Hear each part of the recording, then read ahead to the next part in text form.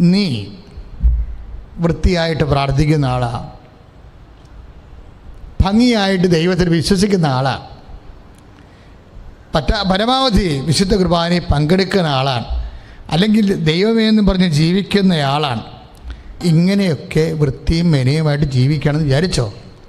എന്നിട്ട് നമുക്ക് രോഗം വന്നാൽ അപ്പോൾ നിങ്ങൾ യാക്കോബിനെ പോലെ തിരിച്ചറിയണം.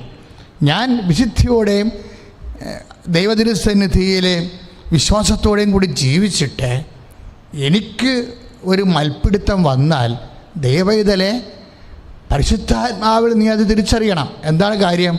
ദൈവമല്ലാതെ ആരും നിന്നെ മൽപ്പിടുത്തത്തിന് വരത്തില്ലെന്ന്. ഈ മൽപ്പിടിക്കുന്നവരെപ്പോഴായാലും എളി ഉളുക്കും, ഒരു സംശയമില്ല.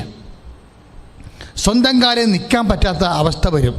സ്വന്തം വിദ്യാഭ്യാസത്തിൽ, സ്വന്തം വിശ്വാസത്തിൽ, സ്വന്തം ആരോഗ്യത്തിൽ ഇങ്ങനെയൊക്കെ നിൽക്കാൻ പറ്റാത്ത അവസ്ഥ വരുമ്പോഴേ നിങ്ങൾ ഓർക്കണം, എന്താ? എളി ഉളുക്കിയിരിക്കുകയാണ്. പക്ഷേ എളി ഉളുക്കിയത് കൊണ്ട് മാത്രം കാര്യമായില്ല. യാക്കോബിനെ പോലെ അത് ദൈവമാണെന്ന് തിരിച്ചറിയണം.